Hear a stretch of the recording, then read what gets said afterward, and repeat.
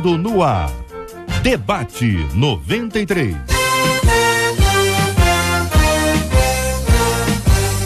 Realização 93 FM. Apresentação J.R. Vargas. Alô, meu irmão, alô, minha irmã, aqui fala J.R. Vargas. Estamos de volta ao vivo aqui no nosso Debate 93, hoje terça, 13 de setembro de 2016. Fale com o Debate 93. 2461-0093. E-mail debate@radio93.com.br. Facebook Rádio 93 FM. Site www.radio93.com.br. Fale com a 93 pelo WhatsApp 96803-8319. 96803-8319. Ele é acusado de estuprar um bebê de 2 aninhos. 2 aninhos. Ele tem 62. Ele tem 60 anos a mais. Ele tem 6 décadas de vida a mais que esse bebê de 2 anos. Esse bebê que chegou às mãos dele. Esse bebê que foi entregue. Esse indivíduo foi preso em flagrante quando estava abusando, violentando um bebê de 2 aninhos de idade. É uma história que você vai se impressionar, se já se impressionou. E as perguntas são muitas e vamos resumi-las e vamos discutir esse assunto e vamos tentar entender um pouco sobre as circunstâncias que levam uma pessoa a agir assim, qual o procedimento, o que tem que ser feito, o cuidado que precisa ser feito e até que ponto, até que profundo do abismo chega uma pessoa, um coronel, com todas as oportunidades para se desenvolver intelectualmente, mas com um caráter e uma postura que são descritos pelos seus próprios atos. Outro assunto para aliviar, né, minha gente? Uma pesquisa publicada num jornal revelou que os nossos sentimentos em relação aos alimentos causam impacto na perda ou ganho de peso. Às vezes você tá ganhando peso aí porque você tá se apaixonando aí por aquele mocotó, por aquela feijoada, aquela macarronada, e você deu um basta, abandonou, cortou relacionamentos com brócolis, com alface, com chuchu. Vamos tratar sobre esse assunto aqui no nosso programa de hoje. Sabe por quê, minha gente? Porque se você não controla as suas emoções, as emoções te controlam. Então, se você não controla a sua emoção, a ponto de comer coisas que você sabe que não são boas para você, você controla as suas emoções quanto a outras coisas ou as emoções é que controlam você? Quero ver sua opinião, sua participação aqui no nosso Debate 93 de hoje. A Bíblia fala em Filipenses 4:7 que a paz de Deus, que a paz que vem de Deus, ela excede todo entendimento e guarda corações e mentes em Cristo Jesus. Mas como se alcança essa paz no meio de tantos problemas? O que fazer quando não conseguimos ter paz em nossos pensamentos? Isso acaba sendo refletido na nossa vida. A falta de paz é sinal de ausência de Deus? Como ser alguém que proporciona paz aos outros? Quero ouvir a sua opinião. É o Debate 93. Este é o Debate 93 com J.R. Vargas na 93 FM. Querido reverendo Marco Antônio de Oliveira, da Igreja Metodista de Iguaba Grande, muito bom dia, pastor. Seja bem-vindo aqui ao nosso Debate 93 de hoje. Como é que se alcança essa paz no meio de tantos problemas? É a primeira pergunta que faz a nossa ouvinte dentro desse tema. J.R. Vargas, um prazer revê-lo, um prazer estar de volta nessa casa, estar junto a figuras maravilhosas. E eu louvo a Deus por essa oportunidade. A pergunta ou as perguntas que a irmã faz, o irmão nos faz, são perguntas extremamente relevantes. Mas a resposta a essa pergunta deve ser encontrada no próprio texto bíblico. Se a gente olhar os demais versículos que acompanham, antecedem e procedem o versículo 7 de Filipenses 4, a gente já vai obter a resposta. No versículo 6, o apóstolo Paulo diz assim, olha, não andeis ansiosos por coisa alguma.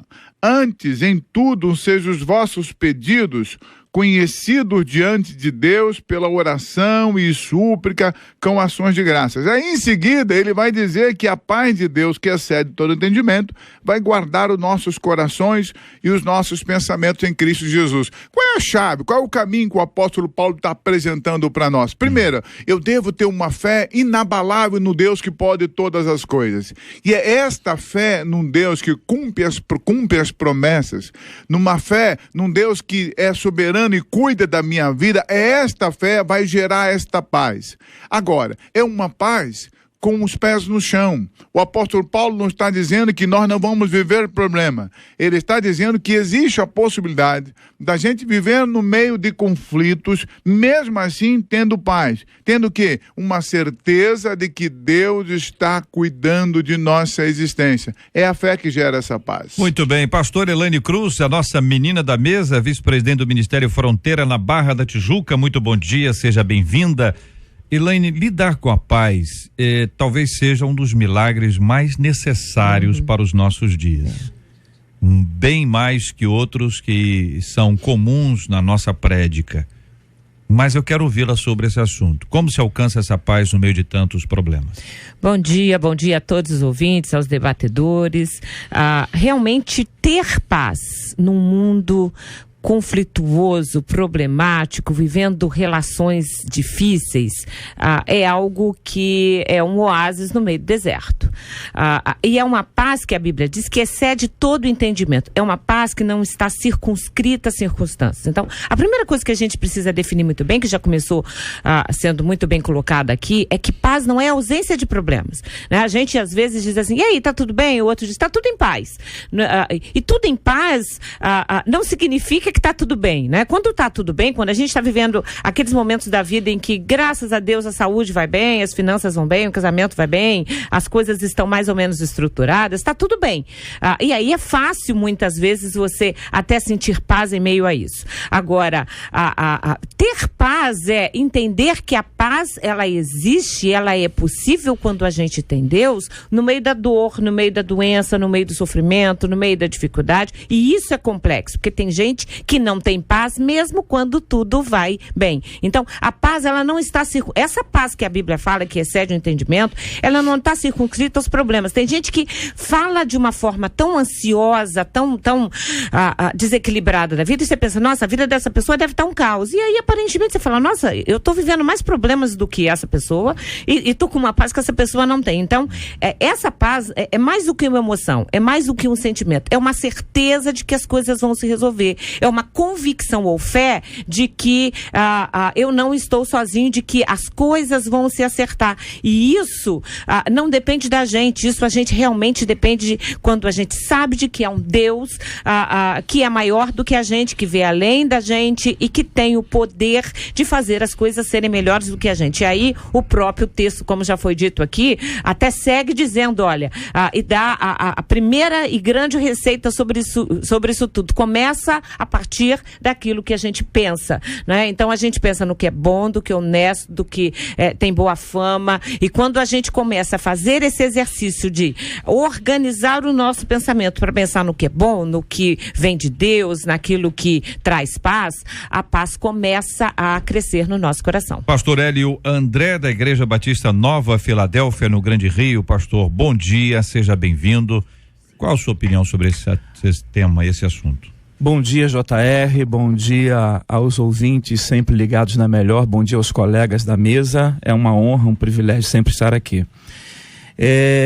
Há que se fazer uma diferença entre paz e tranquilidade, né? Aquilo que o mundo tem muitas vezes é tranquilidade, e como bem disse a doutora Elaine Cruz também, que a paz não é circunstancial. Eu posso estar vivendo no meio de uma guerra, sofrendo enormes turbilhões, passando por crises profundas, circunstanciais, aquelas que não são internas, são externas, e posso estar plenamente em paz. O texto, muito bem aqui elucidado pelo colega, o apóstolo Paulo vai dizer que essa paz é um subproduto da oração, que nós vamos encontrar em Deus. Quando ele fala de essa paz que excede a mente e o entendimento e o coração, ele está dizendo a paz que trabalha na razão, mas a paz que trabalha no homem interior, na alma desse homem. E para que essa paz chegue na alma desse homem, ela só pode chegar advinda de Deus. Ela é produto de Deus, mas produto de Deus quando eu estou perto dele. Nós sabemos que a ansiedade, ela é mãe de todos os transtornos emocionais, né? E Jesus diz assim, não estejais ansiosos por coisa alguma, antes as vossas petições sejam todas feitas a Deus. Então, quando eu vou a Deus com as minhas ansiedades e encontro nele, e calo nele essa aflição do meu homem interior, e a minha razão entende que ele é um ser supremo, que dirige a minha vida, e que minha vida está nas mãos dele, a critério dele, a gosto dele, na direção dele, eu descanso. E se eu descanso no meio da guerra, da crise, das circunstâncias, das intempéries da vida, eu desfruto de paz. Interessante que essa paz, ela também advém de um fruto do Espírito, domínio próprio. Aquilo que faz com que a gente perceba tudo em volta, mas diga assim, não, ele está comigo, eu vou vencer, eu tenho certeza que ele é o meu Deus, e a paz que ele me deu não é a tranquilidade que o mundo tem. Pastor Manassés Brito, da Assembleia de Deus do Campinho, seja bem-vindo, querido, bom dia. Também ouvindo a sua opinião sobre esse assunto, pastor. Bom dia, meu caro JR, quero cumprimentá-lo e os demais debatedores e os nossos milhares de ouvintes com a gloriosa e bendita paz do Senhor Jesus Cristo. É interessante, eu quero ir pelo viés diferente dos colegas. Nós, seres humanos, precisamos aprender que nós temos o interior e o exterior. Há algumas coisas que acontecem do lado de fora de nós que não deveria atingir a parte interna. Por exemplo, se você está na chuva, você molha a camisa, molha a cabeça, mas não molha o coração, não molha a sua mente, né? Então, o ser humano precisa ser treinado e a ciência que hoje, talvez, na minha ignorância, busca isso, é a psicologia, tentar fazer uma divisão entre uma coisa e outra. Uma é o que você está vendo, onde você está, e outra é o que você está sentindo internamente. Então, a situação daquelas pessoas que recebem a Cristo como Salvador, existe um processo que as igrejas aplicam chamado discipulado. E o discipulado foi aprendido com Jesus. Jesus ficou com os apóstolos durante 3 anos, tentando ensinar a eles como ser um cristão, como crer em Deus, como ter fé em Deus. Aquele momento, o exemplo de Pedro, que vê Jesus andar sobre as águas e pede para ir, chega a dar um passo sobre as águas, mas depois ele afunda. É justamente isso, a diferença entre o interno e o externo. De momento ele estava com a fé olhando para Cristo, mas quando ele olhou para ele sentiu medo. Então o texto, ele é enfático, o verso 7, e a paz de Deus, que excede todo entendimento, guardará os vossos corações. Aí a moça que escreve aqui, eu acho que é uma mulher, diz, mas eu não sinto essa paz. Cadê? Onde é que ela está? Ela tem que estar dentro de você. Então a pessoa precisa desenvolver uma fórmula espiritual de que Deus atua no nosso coração, na nossa mente. Não importa o que esteja acontecendo lá de fora, Deus está comigo e eu estou em paz. E isso chega a irritar as pessoas em volta. Mas como é que você está tão tranquilo? Tranquilo, porque eu sei que Deus vai dar uma solução. Então, enquanto o cristão não desenvolver esta parte do fora e dentro e fora, quer dizer, Deus está aqui dentro e Ele me dá garantia. E eu creio na palavra dele. Então, eu vou ficar em paz.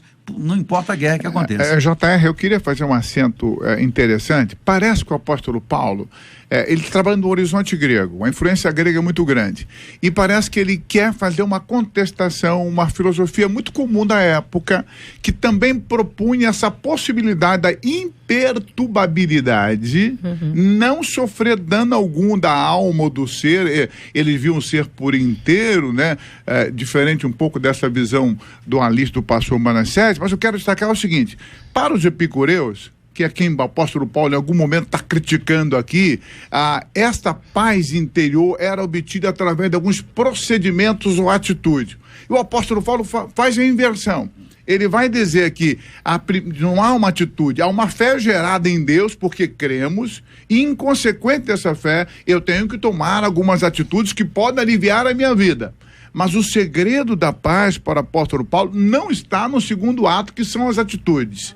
é um ato de fé, desse encontro com Deus, diferente do que os epicureus afirmavam, né? Eles acentuavam que eu posso ter a imperturbabilidade, que é a ataraxia em grego, não ter confusão em hipótese alguma, desde que eu evite as coisas naturais não necessárias, as coisas não naturais e também não necessárias. Então são atitudes de vida que me levam a uma tranquilidade. Paulo diz o contrário, é a minha fé em Cristo, as minhas orações conhecidas em Deus e, em consequência, atitudes positivas. Isso eu entendi, para poder esclarecer para os nossos ouvintes ou ainda ampliar aí de acordo com os acréscimos que podem ser construídos pelos queridos debatedores hoje. A paz que Cristo oferece, ela não estará na porta, no lugar, ela não estará num ritual, ela estará em Cristo.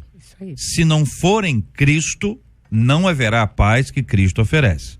Quando Jesus diz, minha paz vos dou, não vou lá dou como o mundo a dá, ele está também dizendo que o mundo oferece algum tipo de paz, que não é a paz que ele oferece. Isso aí.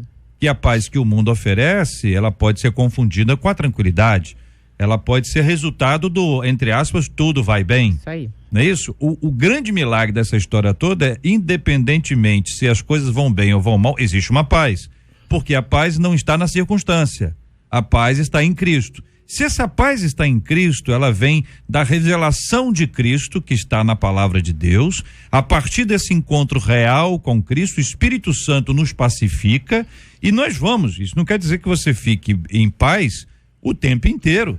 Você pode ter período de alta e de baixa. Você pode ter período de tô ruim, deu uma queda livre aqui, hein? Tô meio ansioso aqui. E você pode ter um momento que tá tudo errado e você reafirma a sua fé. Eu só confio no Senhor que não vai falhar. Posso confiar. Até os cânticos. Até os cânticos que falam sobre. Pois é, até os cânticos. Verdade, pastor. Até os cânticos que falam sobre este relacionamento com Cristo, eles reforçam e fundamentam a nossa paz. Então, a paz, ela se baseia em Cristo, portanto, ela não está presa a uma circunstância, ela não resulta de um ritual, de um esforço humano para que ela venha.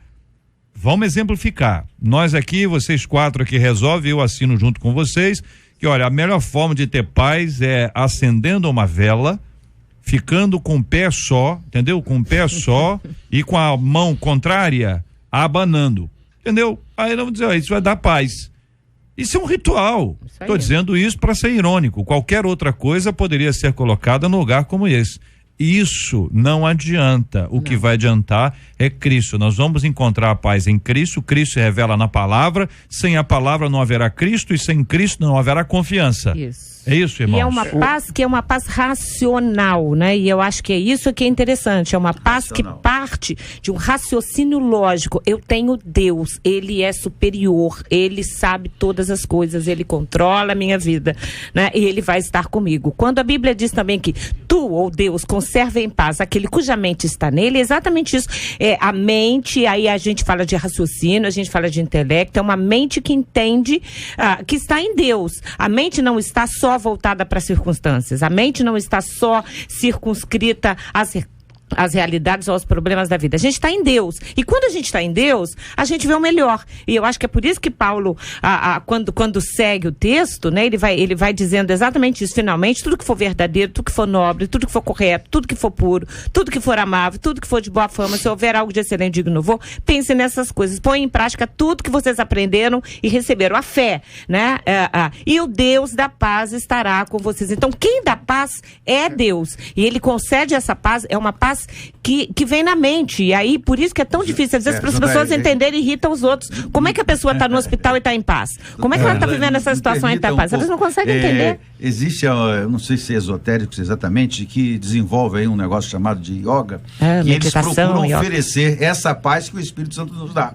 Né? Mas através de rituais, como diz o JR. Quando fica na posição assim, vai entrar em alfa e tal, aí você vai ficar em paz. Não tem nada a ver com o que nós estamos falando aqui. Mas há um acento aqui, como diz o reverendo Marco, que usa muito bem essa palavra, né? Há um acento aqui a ser colocado e que algumas pessoas dizem, a paz está dentro de você. Porém, se Cristo não estiver dentro de você, não haverá paz. A paz não é que está dentro de você, a paz está em Cristo. Se Cristo estiver dentro de você, procederá de Cristo a paz, não de você. É isso. Quando Cristo estava profundamente angustiado, né? No campo da doutora, alguns dizem que ele estava num estado depressivo. Não era depressivo porque não tinha clinicamente os sintomas que um depressivo apresenta, mas num estado depressivo, num estado de angústia, de morte intensa, cujas suas lágrimas são vertidas em sangue, ele vai ao Getsemane. Ele vai ao Getsemane para nos ensinar várias lições, mas uma das quais ele deixa bem reafirmado é que através da oração, essa ansiedade, o Cristo homem, o Cristo que vivia as mesmas emoções que eu vivo, que sentia o que eu sinto e que experimentou e venceu tudo que eu posso vencer nele. Então ele vai ao lugar secreto.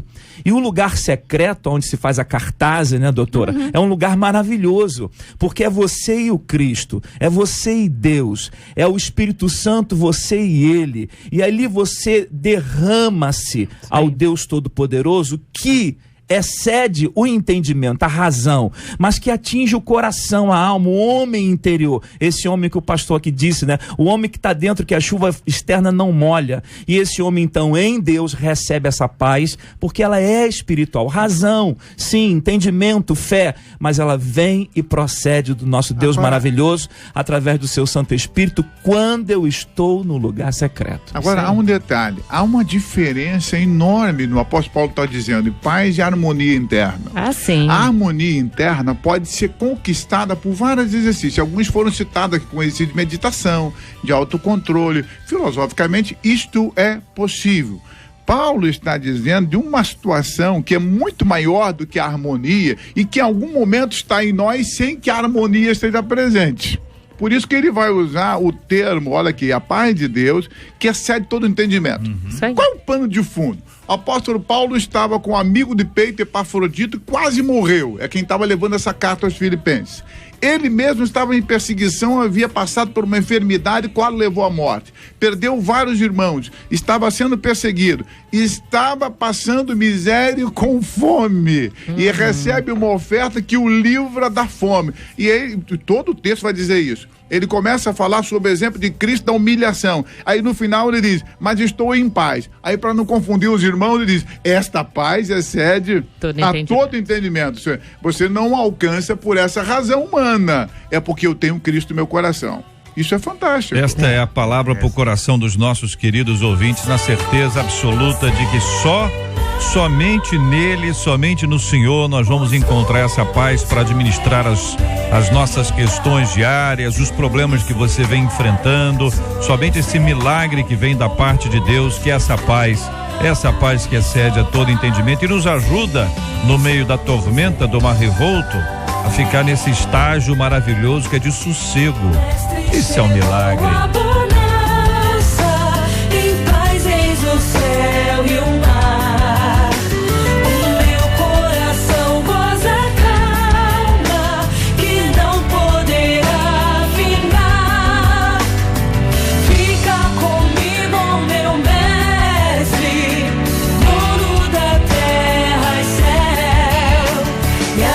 Chegarei bem seguro ao porto destino.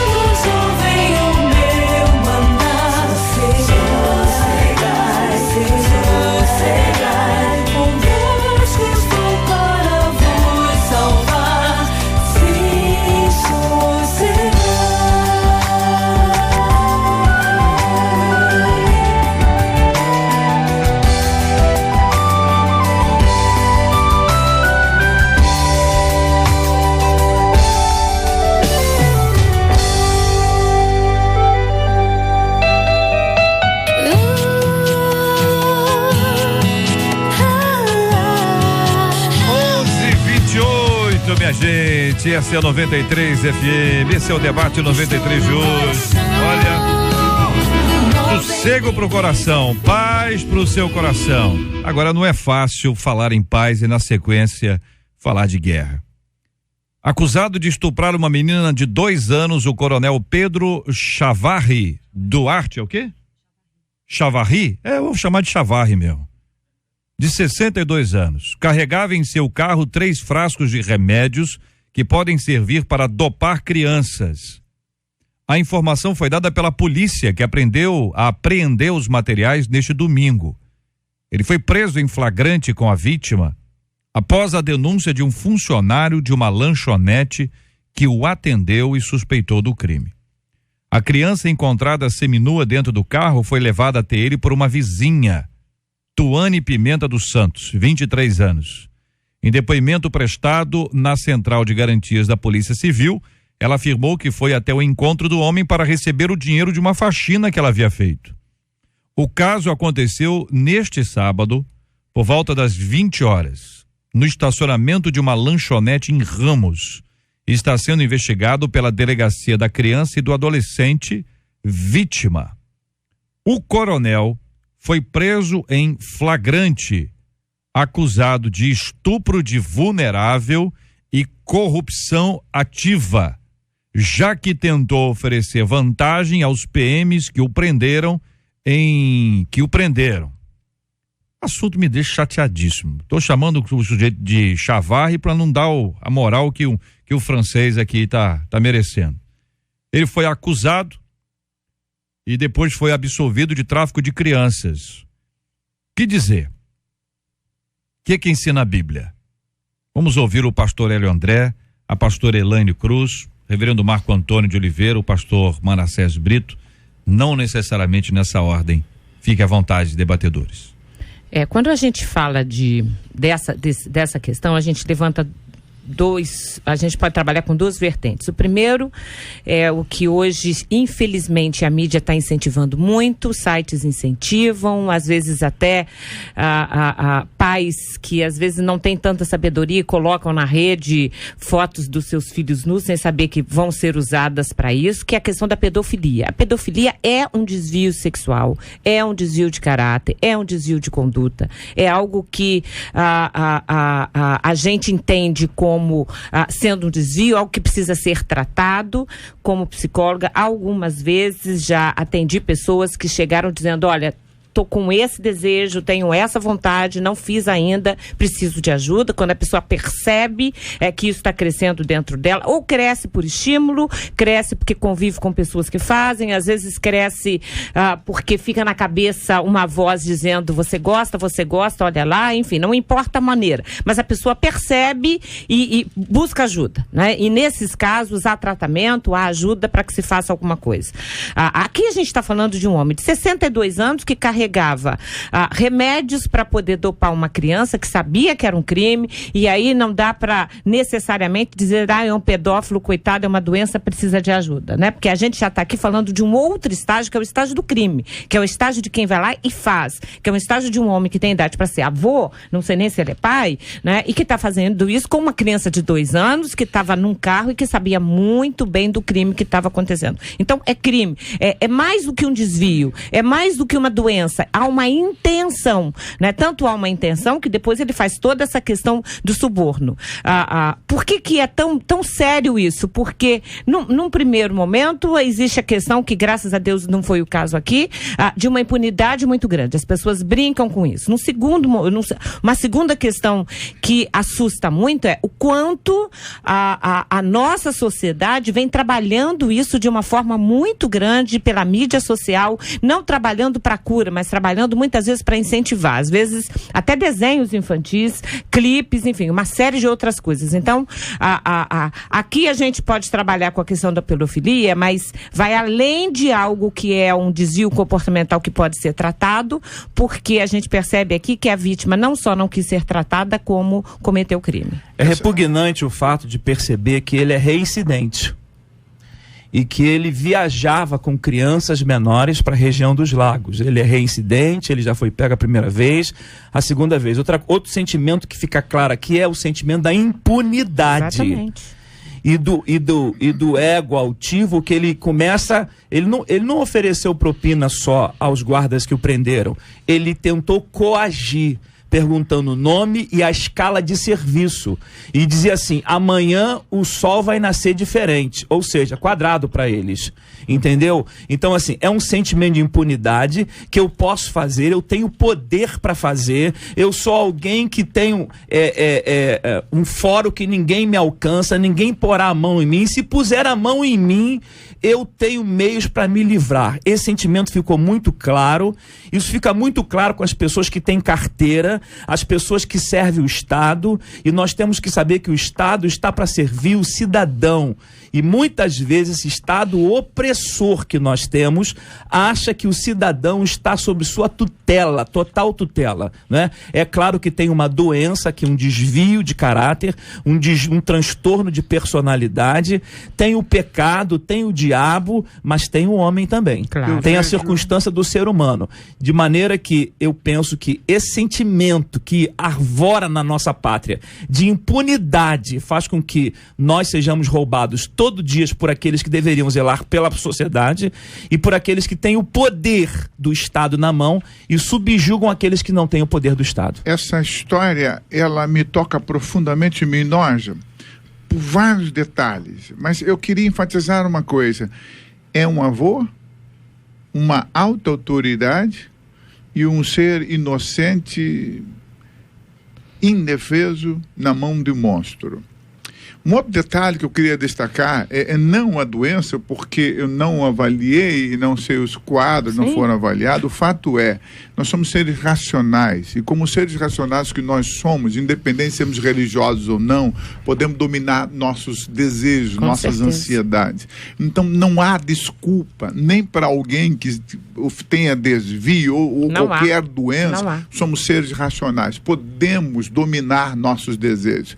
Eu estou fazendo essa ênfase porque a gente vive numa sociedade que parece que em algum momento ela passa a mão em cima de certas enfermidades. O sujeito não teve domínio. Não. Se ele é um ser racional, não é alguém com uma deficiência mental gravíssima, ele tem domínios, o pedófilo tem domínio se quiser. Ele só não domina esse desejo porque ele se dá ao desejo.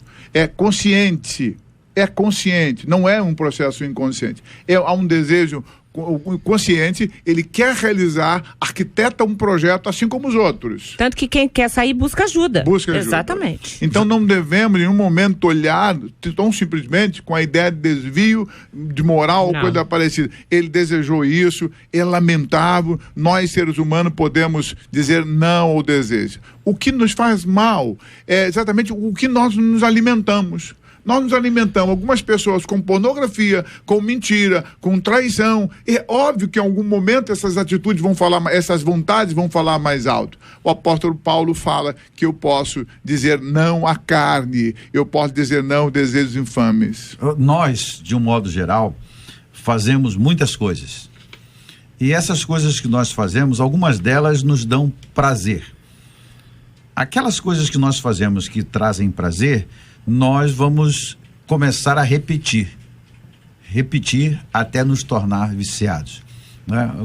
Eu não tomo café, por exemplo, mas eu conheço pessoas que, se não tomar o café em determinado momento, dá dor de cabeça. Quer dizer, é aquele prazer, toma aquele café como se fosse a melhor coisa do mundo. E o prazer é desenvolvido. O Aristóteles falava que você deveria criar bons hábitos, ou adotar bons hábitos, ou praticar bons hábitos, porque os hábitos vão acabar te prendendo de uma tal forma, não é, que você fica preso ao prazer daquele hábito. E esta pessoa, em função do título que ele tem, do carro que chegou, não é um débil mental, né? Como já foi dito aqui. Então, ele desenvolveu isso de alguma maneira aos poucos e começou a ter prazer nessa atitude. no início, nós mesmo reprovamos. Não, mas isso é errado. Não, mas é tão gostoso. Vai dando prazer, vai dando... E aí a pessoa esquece o mundo, esquece a família, esquece de tudo e dá lugar ao prazer. Então ele toma conta do prazer, ele fica escravo do prazer, fica escravizado. O Salmo 1, verso 2 diz: antes tem o seu prazer na lei do Senhor. Cita aqui o prazer. Então a palavra prazer, ela pode ser aplicada em vários sentidos. E aqui o caso deste homem, deste criminoso, né? Sentir prazer em fazer sexo com crianças desse tipo de idade, com pedofilia, como se diz, é um prazer diabólico. Doentio. Uma de nossas ouvintes disse que ela foi abusada quando tinha 9 anos de idade. E pelo padrasto, por um tio, ambos já mortos, ela conta. E toda vez que ela escuta alguma coisa relacionada ao assunto, ela se sente enojada e deprimida. Ela tem 37 anos. Quando ela relata isso, ela termina dizendo: eu ainda não superei isso. E a impressão que eu tenho é que muitas pessoas que nos escutam ficam muito aflitas com essas histórias, porque infelizmente muitos dos nossos ouvintes já passaram por isso. Os relatos que nós recebemos aqui são muitos. Eu estou lendo aqui o WhatsApp dos nossos ouvintes e vários deles assim muito indignados, alguns até com a postura violenta. Eu estou respeitando a opinião de cada um aqui, né? E existe diante de nós um olhar que você diz assim: a coisa é tão terrível que a gente já se adaptou a determinadas coisas. Algumas coisas a gente diz: bom, isso aí eu discordo, mas isso acontece. Mas a gente não pode chegar nesse nível. O grande perigo da repetição é exatamente esse. É que você se adapta, você se acostuma, a temperatura e você vai se adaptando a esta temperatura da sociedade que jaz no maligno e que faz aquilo que é matar, roubar e destruir. Então, nós estamos diante de um caso e que naturalmente existe um processo de investigação, mas não se tem dúvida que havia uma criança, claro, que havia remédio, que houve tentativa de suborno, que outros casos já aconteceram e que o procedimento da polícia foi feito. Palmas para a polícia. Agora tem um processo de investigação e um processo que vai estar nas mãos do Ministério Público e que precisa lembrar que é ministério e é público. E depois isso cairá nas mãos do judiciário, que há de julgar, que não tem lado, que julgará segundo as leis. Se o trabalho do Ministério Público for feito com base na investigação, investigação bem feita e o Ministério Público agindo de maneira correta, haverá um julgamento correto. O que acontece às vezes é que existe um erro de procedimento da polícia ou erro de procedimento do Ministério Público. E o judiciário, nós vamos dizer assim, o que é absurdo, ele absolveu, mas pode ser que ele tenha absolvido por procedimentos equivocados. Eu não concordo também. Claro. Mas é uma realidade com a qual nós temos lidado e nós precisamos estar preparados para isso. O fato é que vocês falaram algumas vezes aqui que ele é avô e a Marcela está dizendo aqui que ele é pai, que ele é avô. Hein? Então eu fico imaginando o seguinte: o que essas meninas da casa dele? Essa mulher, essas filhas, essas netas ou filhos e netos, que loucura de aflição e de dor. Vale lembrar que, como a gente às vezes aqui é ouvido por uma pessoa que é vizinha, às vezes uma pessoa que está dentro da casa do homem, conhece o homem, a questão toda é que essas pessoas não têm que receber de qualquer um de nós nenhum tipo de repulsa à família. A família, sim. A família, ela pode ser inocente no processo como esse. Não podemos condená-los. Cuidado com isso. Não é porque é filho, é neto, é sobrinho, é vizinho, é amigo, que é igual. Nós precisamos ter muito cuidado com isso. Mas ficamos todos assim, nesse tom de voz que vocês estão, que eu tô, que diz assim: puxa vida, não pode isso. Em relação ao pedófilo, há de se falar uma coisa no tocante à família. São figuras de autoridade em casa, de muito respeito, e é muito difícil o familiar perceber esse desvio, por isso a dificuldade do familiar. Um outro detalhe em relação a esse caso, os pedófilos são muito racionalistas nas ações, calculam muito bem as ações que vão fazer. É se ele vai deixar vestígio que possa comprovar o abuso. Tem outro detalhe.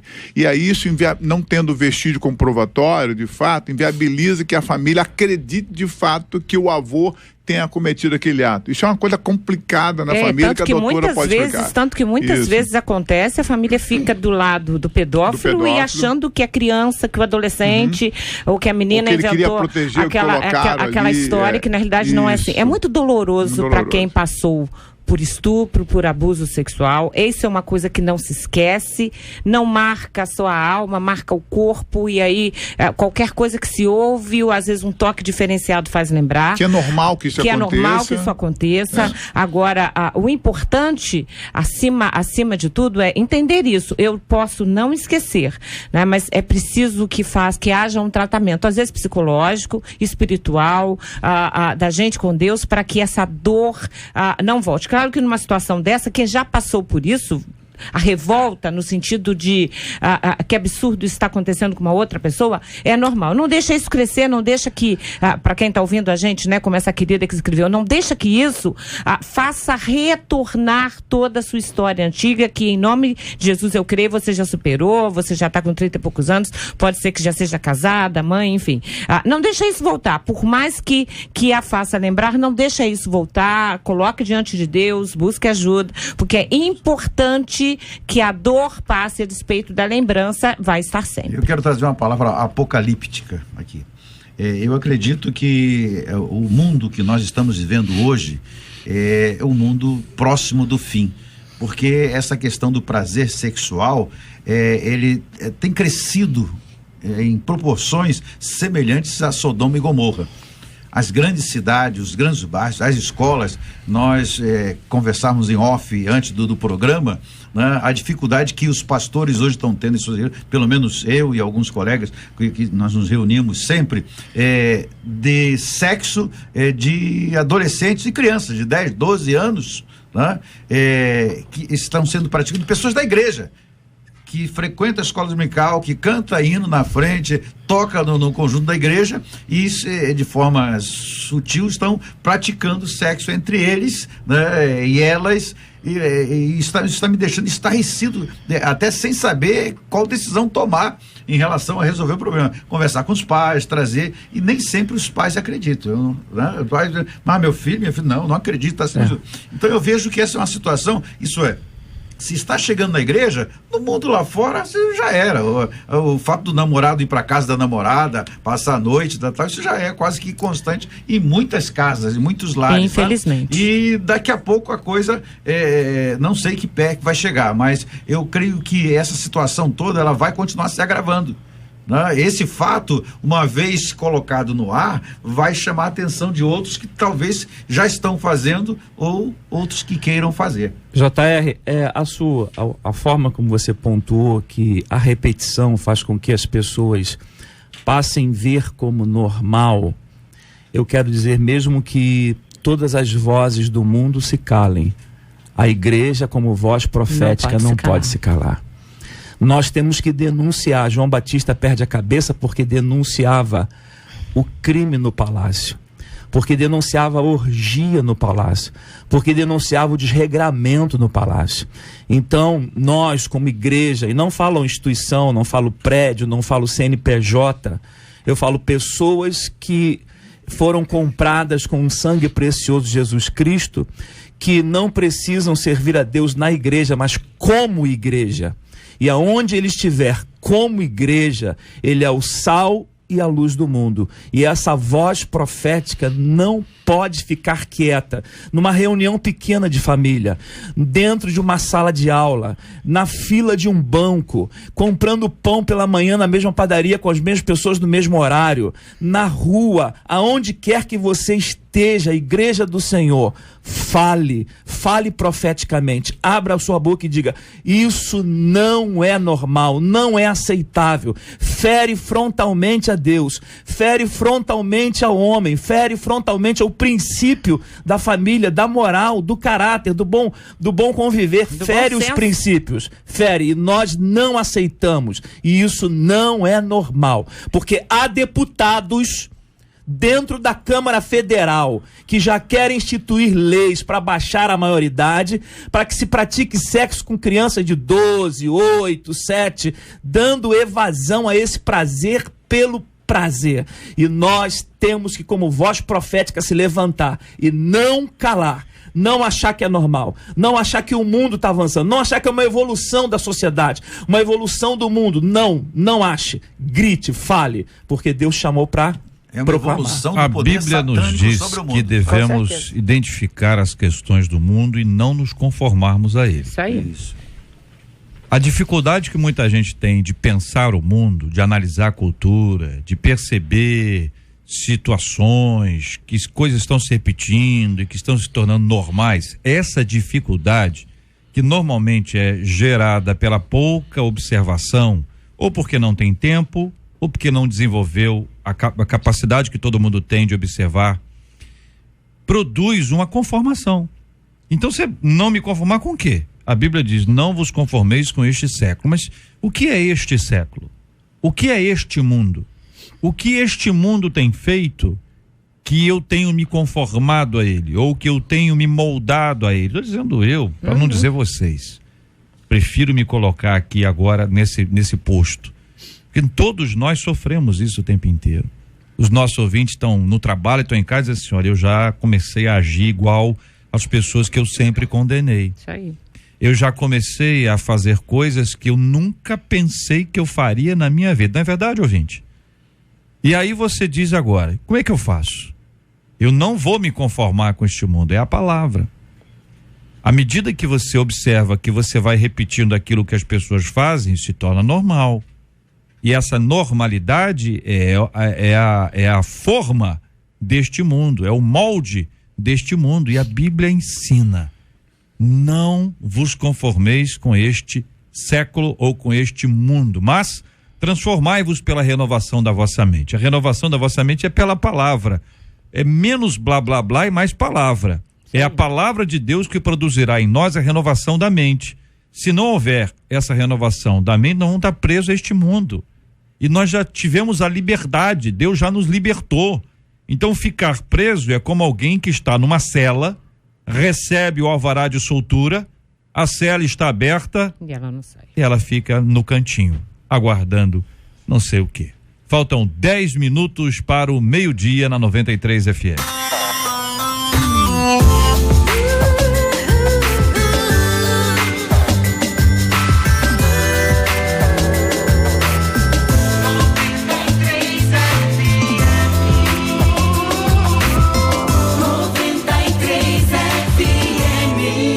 Dentro dessa linha de reflexão, mas indo para um outro ponto, uma pesquisa publicada no jornal Journal of Marketing revelou que nossos sentimentos em relação aos alimentos causam impacto na perda ou ganho de peso. Os autores da pesquisa explicaram que os consumidores muitas vezes são irracionais nas escolhas do que comem, se deixando levar pelo sentimento do momento que provoca um ganho de peso. Entretanto, eles afirmam que é plenamente possível treinar a mente para controlar os sentimentos e assim fazer escolhas saudáveis e conseguir não engordar e até mesmo emagrecer. Quando você pode escolher o que comer, você tem algum critério? Mesmo sabendo que algo engorda ou faz mal, a vontade de comer é mais forte? Você controla suas emoções ou segue seu coração? O que a Bíblia ensina? Aliás, que a Bíblia ensina que é enganoso, o coração. Se você não controla suas emoções a ponto de escolher o que come, ou o que faz, ou para onde vai, quer dizer que você pode estar sendo controlado pelas suas emoções. E aí nós ficamos no embaraço, porque se você não controla e é controlado, você não é livre, você é preso. Vale para o alimento, que não dá tempo da gente aprofundar, mas vale para muitas outras escolhas da nossa vida. E aí, queridos debatedores? Reverendo Marco Antônio. você quer na vida, né? Há pessoas que são gordas e entendem que devem permanecer gordas. Então elas escolhem o caminho, outros querem ser magras. Né? Então pode também impor, porque eu sou magrinho, impor a ditadura da magreza. Eu escolho o meu caminho.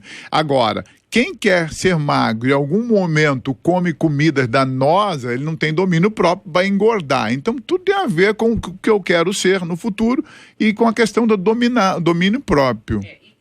Dominar emoção ou dominar sentimento é, assim, a grande chave para muita tudo, coisa, né? Porque quando a gente fala de dominar uma emoção ou um sentimento, a gente não está falando só de algo que é do momento. Tem famílias que trabalham assim. A criança está triste, toma lá uma balinha, toma um chocolate, né, para ir acalmando. Então, a criança, tem há casas onde o grande momento da casa, o único momento que está todo mundo junto é o momento da mesa, né? Não se está junto para fazer um culto doméstico, para assistir um filme, para sair. Então, é na mesa. Então, a refeição e a comida, né? Isso, tem que ter comida para ter alegria. Pudim geladinho, melhor ainda. Isso. Então, essas questões, quer dizer, que vão passando, tudo isso vai influenciar na alimentação. E aí, tem gente que diz, não, como é que eu vou ver, sei lá, um bolo de chocolate para quem gosta, uma torta de morango, e não vou comer, né? Eu não posso me tirar esse prazer. E aí a gente volta na questão do prazer. Nem tudo que dá prazer é bom, né? A gente está falando aqui, pode dar prazer, mas não é bom. Mas não controla, né, pastor Elaine? A pessoa não se controla. Se não se controlar, aí independe de ser gordinho ou não, claro. Porque há fofos de todos os tipos, né?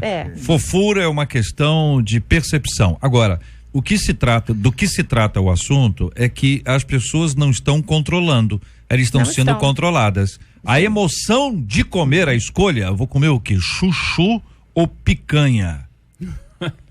Você é cruel, né? Você é cruel também. Boa comparação. Hora do almoço.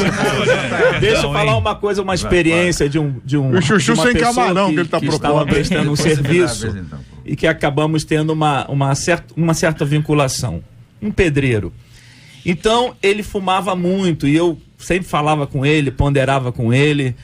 E ele dizia assim, eu falei, pô, mas cara, tem aquelas fotos lá que o homem que fuma não vai, todo mundo tá entendendo, né?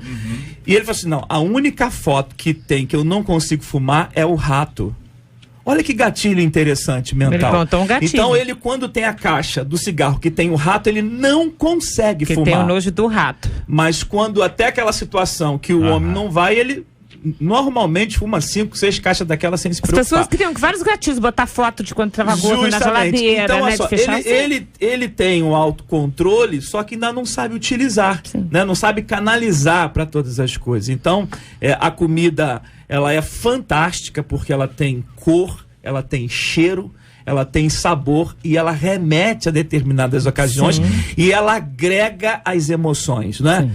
Esse gatilho é muito forte. O ouvinte dizendo aqui o seguinte pelo WhatsApp, que foi ontem, chegou até a entrar no fast food, numa dessas lanchonetes com ele, mas como o dinheiro estava pouco, se controlou. E o outro ouvinte aqui, para contrariar vocês que riram de mim aqui e tudo mais, esse JR, eu adoro chuchu quentinho com azeite, tá vendo? Olha só. Quem gosta. Olha só, gente. Deus o abençoe. Foi criado, inclusive, um ditado evangélico, popular evangélico. O crente não fuma, não bebe, mas come pra chuchu. Quer dizer, geralmente não é chuchu, não. Chuchu não. Pra picanha, pra pizza. Aderiu também. Cachorro quente na cantina. Foi indução aí de chuchu. Então, o que acontece? As reuniões evangélicas, as festas, as comemorações, elas terminam com um grande banquete. Ô, pastor, até as bíblicas, né, pastorzão? Vamos falar da Páscoa? O problema não está no comer, é o que comer. Comer faz parte da vida, necessidade natural. Comer faz parte. É o controle, quer dizer, o descontrole quer dizer que alguém está me controlando. Se eu não me controlo, alguém está me controlando. Agora, você controla pela comida? Eu aprendi uma regra, JR. Meu antigo pastor, se eu não tenho autocontrole, eu tenho que fugir. Eu tenho que fugir. E meu antigo pastor dizia, né? Já faleceu. Se você ouve um samba e começa a balançar um pouquinho, antigamente crente não balançava samba, hoje é diferente. Então, fala, não vá ouvir samba. Então eu sou daquele seguinte, se eu não consigo resistir ainda, não passo nem perto. Olha que eu ia chamar o senhor para almoçar hoje, não vou mais. Até que eu consiga...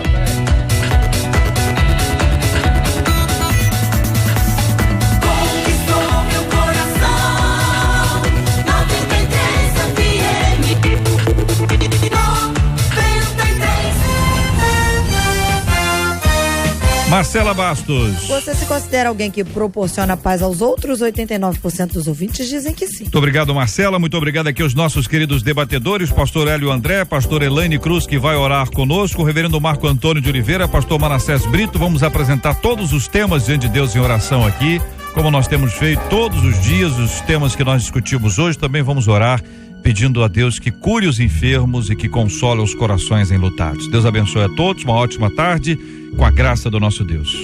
Pai eterno, nós te agradecemos a oportunidade que temos sempre de estar na tua presença. Abençoa-nos, ó Deus, para que possamos ter essa paz que excede todo o entendimento. Dá consolo, Senhor, aos corações enlutados, aos doentes. Ajuda, Senhor, a nossa nação.